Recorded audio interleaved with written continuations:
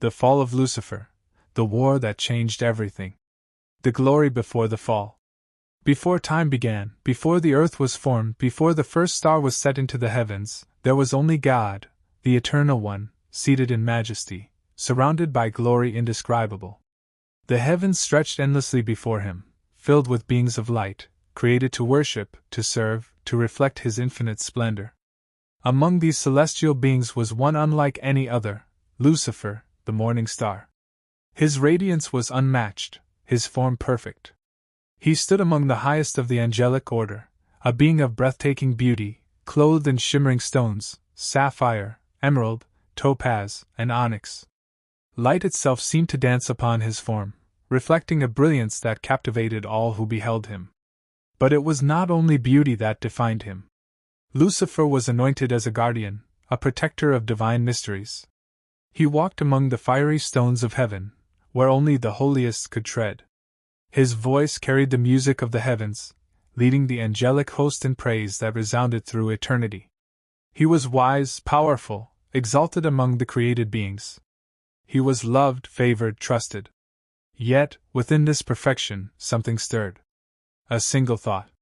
A whisper in the depths of his being. Why must I bow? Why must I serve? Am I not glorious? Am I not mighty? The thought took root. The root became desire.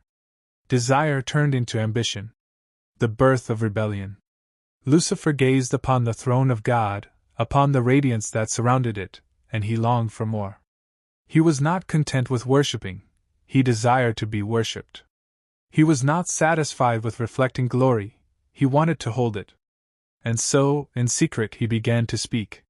He moved through the ranks of heaven, whispering to the angels, planting seeds of doubt, enticing them with the vision of a new order. Why should we serve when we could reign?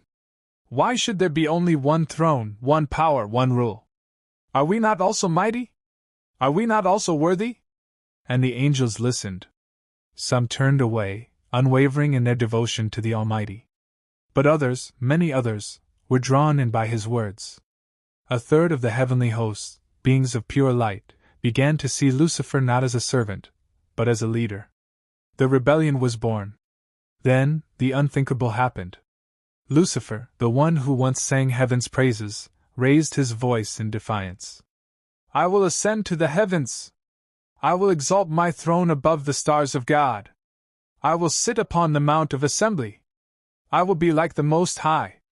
Heaven, a place of perfect order, trembled. The peace that had existed for eternity shattered in an instant. A battle unlike any before or since erupted among the stars. The war in heaven.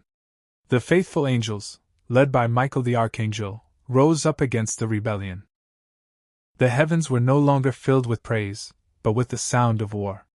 Blades of light clashed. Voices that once sang together now roared with fury. Power unlike anything the universe had ever seen erupted in the celestial realm. Michael, the warrior of God, stood against Lucifer, the fallen son of the morning. Who is like God? Michael's voice thundered. You were created, Lucifer. You are not the Almighty. But Lucifer, blinded by pride, refused to bow. His army fought fiercely, determined to take heaven's throne. Yet, no created being, no matter how powerful, could stand against the Almighty. The decree was issued, the judgment pronounced. From the throne of God came a voice, filled with sorrow yet finality. You were perfect in all your ways, until iniquity was found in you. Your heart became proud because of your beauty. You corrupted your wisdom for the sake of your splendor. You are cast down. And in an instant, lightning split the heavens. The very fabric of the celestial realm was torn, and Lucifer fell, plunging downward like a star ripped from the sky. His followers, once magnificent, now became fallen, exiled from the presence of God. No longer was he Lucifer, the morning star.